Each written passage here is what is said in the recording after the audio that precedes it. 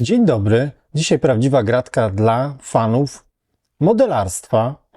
Zobaczcie, takie coś sobie wymyśliłem, stworzyłem, wykonałem w 100%. Moja myśl techniczna. Powiem szczerze, nawet nie za bardzo patrzyłem w sieci, jak to zrobić. Po prostu to był, jak to się mówi, taki instynkt, potrzeba chwili. Faktycznie miałem taką sytuację, że kiedy budowałem coś na stole, no zaraz, słuchajcie, wiadomo, zaraz jest obiad, albo zaraz jest kolacja, bo ten czas ucieka oczywiście strasznie szybko i wtedy gdzieś trzeba te wszystkie elementy schować, przełożyć, zjeść posiłek, a później można znowu zabrać się do pracy. I teraz jeśli nie mamy jakiegoś takiego wydzielonego stanowiska pracy, to pomyślałem sobie, że fajnie byłoby robić to na blacie, ale później, po skończonym tej pracy, móc to po prostu przenieść, gdzieś tam wrzucić, wiecie, żeby nie zawadzało i poczeka to na dzień kolejny, tak? I teraz zobaczcie, co też w ogóle wymyśliłem. Bazą tego wszystkiego i dzisiaj w ogóle jeszcze, przepraszam, jeszcze tylko słowem wstępu, dzisiaj troszeczkę zrobimy inaczej. Najpierw opowiem Wam, jak to zrobiłem, co miałem w ogóle w głowie robiąc to, a później pokażę Wam, jak to zrobiłem, bo było tutaj troszeczkę główkowania, jak to wykombinować. Więc całą taką podstawą na blacie jest mata taka wielowarstwowa. To nie jest mata Olfy, tylko mata, którą gdzieś ściągnąłem z sieci. 600 na 900, więc dość spora. I to już daje nam fajną możliwość pracy, bo oczywiście ta podziałka tutaj bardzo pomaga. Wielokrotnie z tego korzystam, ale oczywiście sama powierzchnia jest trudna do przecięcia i to się nadaje doskonale do roboty. I teraz góra. Wiedziałem, że będę chciał to przenosić. No więc rączki to rzecz dla mnie była oczywista, że być powinny. Materiał, z którego to zrobiłem, jak widać tutaj i tutaj, sklejka. 12 mm sklejka. Ja tutaj mam jeszcze gdzieś jakieś odpady. Już idę. Bardzo lekka. Nie mam zielonego pojęcia, skąd ja ten materiał wziąłem, ale jak znajdę, to Wam wrzucę, bo jest to super sprawa. Na takim, powiedzmy, meble genialne, bo gdybym użył normalną sklejkę liściastą, suchotrwałą, taką, gdzie tych obłóg byłoby bardzo dużo, to całość tego by trochę ważyła. A tutaj, słuchajcie, to jest dosłownie, nie wiem, z kilogram, 2. Bardzo lekkie jest to, ale wytrzymałe, no bo sklejka daje wytrzymałość. Więc fajnie, że udało się ten materiał załatwić. Wiele lat temu czekał na właściwą chwilę. I rzecz kolejna. No to oczywiście te półeczki, żebym mógł gdzieś te elementy wrzucać, czy sklejone, czy gotowe do schnięcia i tak dalej. Ale zastanawiałem się też, no bo oczywiście sporo farb się używa. Większość mam gdzieś tam w domu pochowane, a te, które powiedzmy są przy danym modelu, mogę wtedy sobie włożyć taki, jak to powiedzieć, segregator. I ja tutaj zrobiłem 30 otwory, ale widzę już na przykład, że jak jest nawalone dużo naklejek, to mam problem, żeby to włożyć, więc przesadziłem z dokładnością. Chyba że tutaj gdzieś coś mi też może klej wyszedł. W każdym razie, jak nie ma żadnych naklejek i wszystko pasuje, to naprawdę mogę to wkładać i wyciągać. I teraz ja tutaj zrobiłem takie gniazda prostokątne, tylko i wyłącznie po to, żeby w razie czego mieć tych segregatorów. Na przykład dla tego modelu mam tutaj zebrane kolory, mogę sobie to później włożyć i sprawa zamknięta. A jeśli na przykład mam inny model albo coś innego chcę zrobić, to zawsze to mogę włożyć całe do szuflady, później sobie wyciągnę. Z drugiej strony podobnie, tylko troszeczkę inny ten segregator, Czyli tutaj mam jakieś tam, tu jest, co to jest? Airbrush Tools Cleaner, jakieś rozpuszczalniki i tak dalej, jakieś kleje, cokolwiek, nie? Możemy sobie tutaj położyć. I to też myślałem o tym, żeby na przykład zrobić to prostokątne, tylko i wyłącznie po to, żeby później wydrukować sobie na, nie wiem, na przykład nożyki, bo będę miał jakąś pracę z nożami, tak, gdzie będę miał dużo cięcia. To mogę sobie tutaj przygotować taki wkład tylko i wyłącznie z nożykami. No i miejsce na instrukcję. To też myślę, że dobry pomysł, żeby takie coś mieć, ponieważ każdy model i tak wiadomo, że będzie wymagał, żeby korzystać z instrukcji. Mogę sobie to wpinać, nie odfrunie mi to, mam to dokładnie przed sobą. Szczerze, chciałem tutaj coś na przykład zrobić na magnesy, ale wydaje mi się, że na taki klips u góry to jest lepsza sprawa. Czy coś jeszcze? Aha, jeszcze coś jest. Wiecie, to wszystko mogę zdjąć. Gdyby się okazało, że na przykład, nie wiem, dalej, że mam na przykład dużo klejenia i potrzebuję miejsca do schnięcia. Mogę sobie wykorzystać to. Mam takie też te pady z takiej miękkiej pianki, gdzie się na przykład wkłada jakieś elementy. Można w ten sposób jeszcze. Kurde, wiecie co teraz sobie pomyślałem? Czego nie ma? Ale to sobie zrobię. Już właśnie wiem, czego nie ma tutaj, a co być powinno. Kiedy składamy taki model, to bardzo przydatną rzeczą jeszcze jest taki stojak do samych ramek dla modelu. No bo mamy tutaj ramkę, tak, tam jakąś H, za chwilę, nie wiem, I, J i tak dalej. I wtedy te ramki fajnie mieć ułożone w przegródkach, które dokładnie pokazują tą literkę albo cyfrę i możemy sobie wybierać tylko ramkę, którą wskazuje instrukcja. Tyle słowem wstępu. Chwilę tutaj Wam poopowiadałem, a teraz zapraszam w takim razie na realizację tego oto stanowiska pracy. Ja już się nie mogę doczekać. Zabieram to do domu i zabieram się za klejenie tego, co to było, Spitfire tym razem? Nie. Hawker Tempest MK5. Także taki model dostałem od Litki. Dziękuję bardzo. Polecam się, jak ktoś chce mi przesłać jakiś model, zapraszam, z miłą chęcią go zbuduję. Koniec gadania, czas pracowania, a ja widzę się z Wami już w kolejnym odcinku. Na razie, cześć. No i mamy nasz projekt, który widzieliście w realu, a teraz jak to wygląda w SketchUpie. To jest jakiś jeden z wcześniejszych projektów, bo troszeczkę później jeszcze oczywiście pozmieniałem, ale tutaj mamy tą naszą kartkę, którą możemy na razie sobie schować. Hidden Objects, Hidden. Dobrze, to możemy schować. Schowamy sobie również farbkę i powywalamy, albo nie, schowamy również tutaj te wycięcia.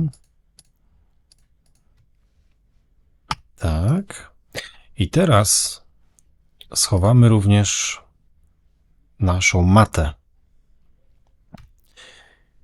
Zostaje tutaj, widzicie, już pokolorowane na żółto coś. I teraz pokażę Wam, jak to będzie, jak sobie pomóc w pracy. Widzicie tutaj plugin, który myślę, że już część z Was powinna znać. Użyjemy tutaj sklejkę. Materiał zdefiniowany już przeze mnie wcześniej. Zobaczcie, to jest sklejka, czyli sklejka 12. Możemy oczywiście również wejść do bazy, ale tutaj to było dla mnie najważniejsze. I teraz co dalej? No, proszę bardzo, wchodzimy oczywiście, albo inaczej, zaznaczymy sobie wszystko najpierw i wchodzimy do Open Cut List. O tym pluginie oczywiście zrobię osobny materiał jeszcze, osobne nagranie, ponieważ no, Nie chcę tutaj się chwalić, ale dzięki mnie powstało większa część tłumaczeń tutaj do wersji 5.0. No i teraz zobaczcie.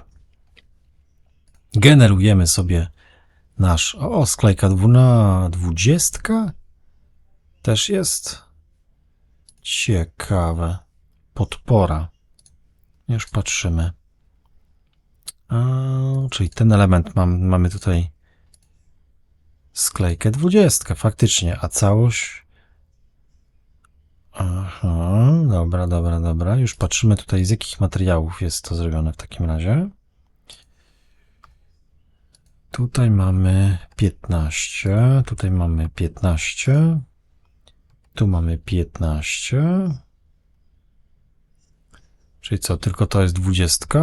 No to w takim razie zrobimy sobie tak.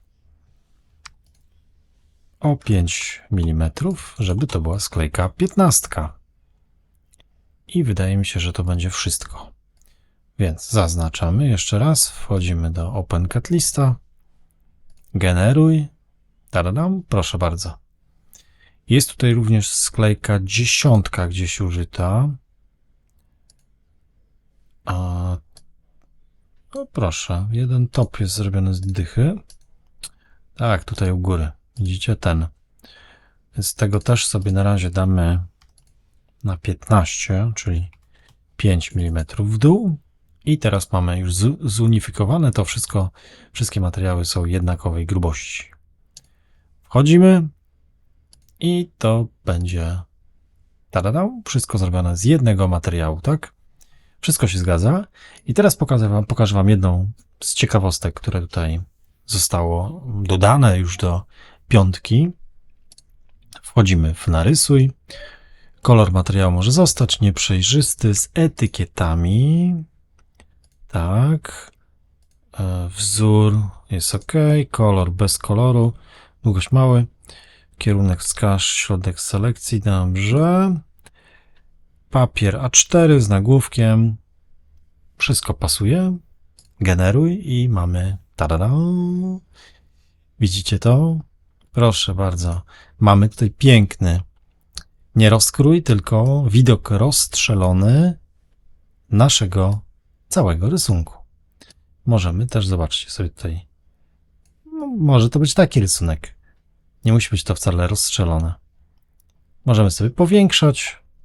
Możemy zmniejszać. Mamy tutaj również skalę. I mamy właśnie również rozstrzelenie tego. Piękna, piękna sprawa. I widoki również góra, dół, prawo, lewo. To jest nowość w wersji 5.0. Powiększenie automatyczne, tutaj tak pasuje już do tej strony. Coś jeszcze możemy oczywiście tutaj zrobić, co już wam pokazuję, czyli jeszcze raz wejdę do OpenCAD lista i generuj i oczywiście schemat cięcia. Z jakiej sklejki korzystamy? Ja tutaj korzystam z 2,5 na 1250. Takie bierzemy. Konfiguracja, grubość cięcia, czyli żas piły 3, chociaż ja mam chyba 3,2. I co jeszcze?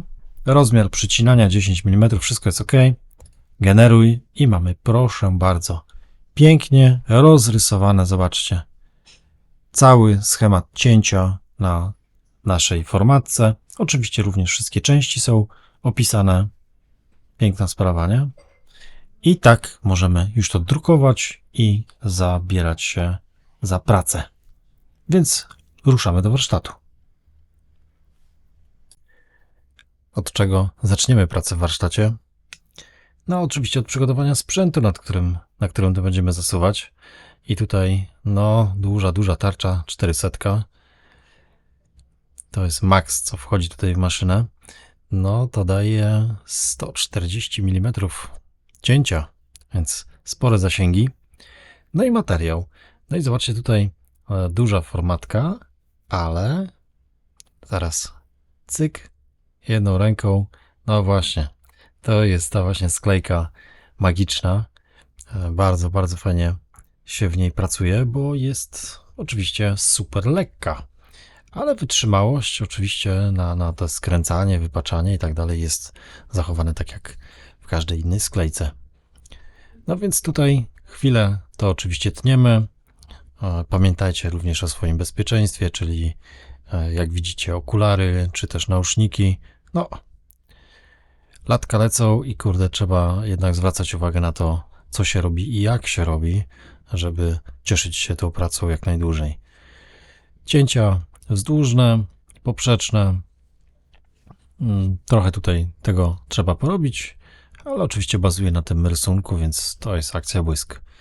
No i teraz tutaj, no właśnie, tym razem zdecydowałem się na pracę na laserze, ponieważ no myślę, że to będzie dość szybkie do zrobienia, bo cięcie takiej sklejki właśnie, ile ona tutaj miała? 12 czy 15? To praktycznie robi się tutaj na raz, więc wykonanie też tego rysunku to jest akcja błysk i nie tyle zewnętrzne kształty były tutaj problemem, co wewnętrzne, więc robienie tej takiej właśnie rączki, to pomyślałem sobie, że czemu nie, niech to laser zrobi za nas, ja później sobie to wyszlifuję, czy poczyszczę. Tutaj też nadaję te erki wewnętrzne, tutaj tylko pokazuję, że tak to robiłem, czyli są fazy zrobione tak, żeby to było miłe dla naszych dłoni.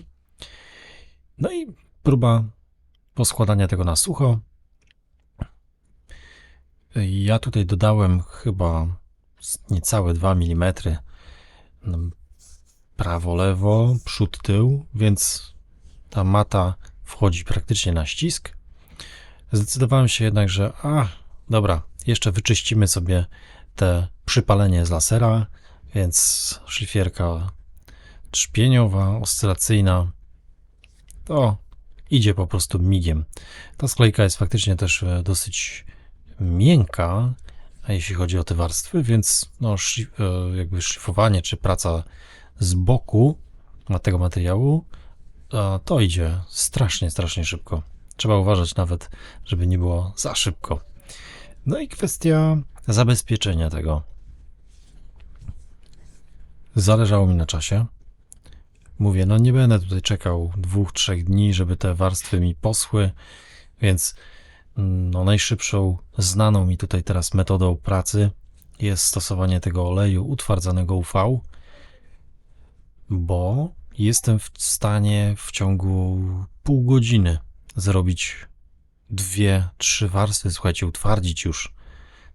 To jest po prostu totalnie zmiana takiego systemu pracy, bo szybciej to wszystko nakładamy ten preparat i utwardzamy. No nie ma tutaj absolutnie czasu na jakieś czekanie, bo to jest szlifujemy, nakładamy kolejną warstwę, za chwilę utwardzamy i już znowu i znowu, więc świetne po prostu do takiej szybkiej pracy.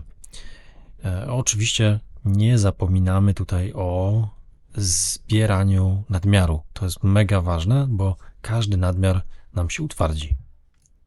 Teraz kwestia połączenia wszystkich elementów. Tutaj wybór padł mój na wkręty, ale jednak chciałbym ukryć te łebki wkrętów, bo no, nie lubię świecących, kolorowych jakichś tych łbów, więc iskra w ruch i takie dość specyficzne wiertło, chyba 3-stopniowe nawet, i najprostsza znana mi metoda znowu tutaj, no bo wiercimy na płasko, więc jak ustalimy sobie wysokość na plus minus środek płyty, to zobaczcie, tutaj nie potrzebuję nawet żadnych kątowników. Wiercę to z ręki i mam ustaloną jakąś tam głębokość. To jest super szybka praca. I ten otworek, który tam powstał, tak sobie myślę, że później nawet mogę jeszcze zatkać kołeczkiem. I tak też pewnie będzie, czyli jakby zupełnie będzie to prawie że niewidoczne.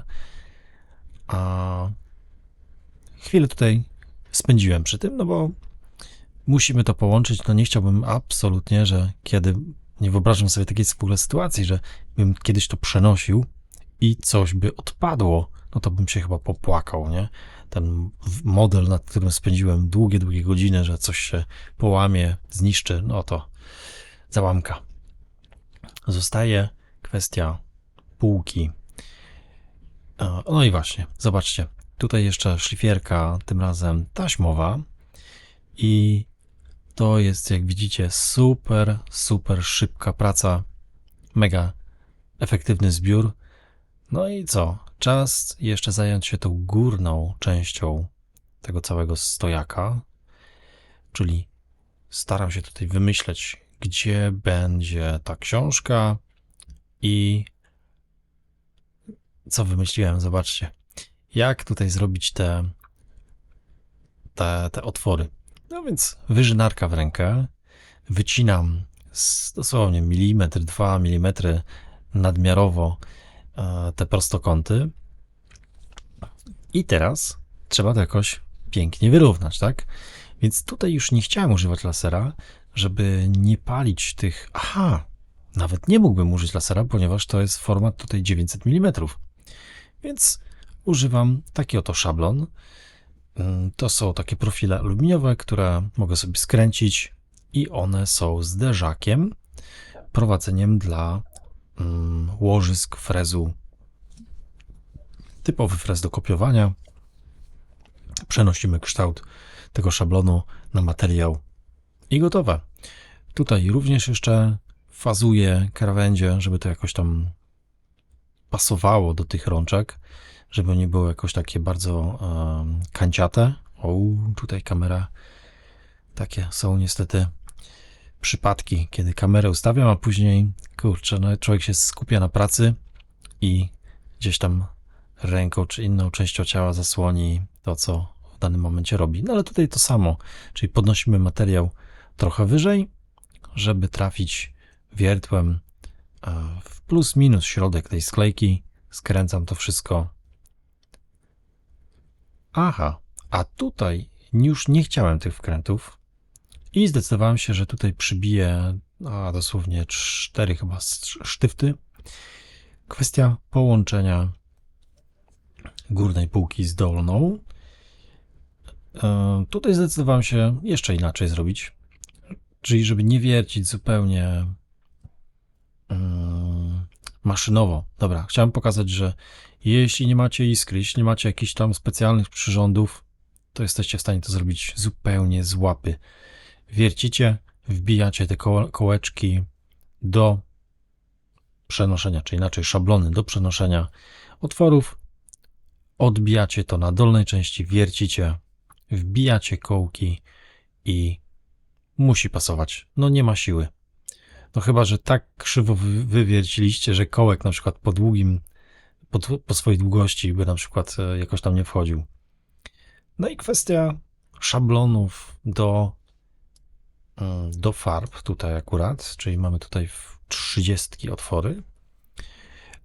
Tradycyjnie laser w ruch. To jest dość szybka praca, bo tutaj mamy grubość 3 mm. Tradycyjnie HDF-ka, czyli ten super tani materiał na plecy i wystarczy to skleić. Również tutaj nie chciałem czekać, więc cyjanoakryl i w ręku mam ten przyspieszacz, który przyspiesza tą reakcję klejenia i mam gotowe, słuchajcie, to jest dosłownie minuty i taką pracę uwielbiam też, że jest jakiś pomysł, zaczynam to robić i za chwilę już mam to gotowe w rękach. Jest to faktycznie jakby już skończony jakiś taki przedmiot, który ma swoją funkcję. Nawet gdyby coś było źle, to ta praca idzie tak błyskawicznie szybko, że mogę zrobić to jeszcze raz i jeszcze raz, no bo jakby nie żal człowiekowi, że tam 5 minut straci, tak? Tutaj tych warstw było więcej, więc tego klejenia również było więcej. Do tego pudełeczka było tam, nie wiem, z 5 czy więcej warstw.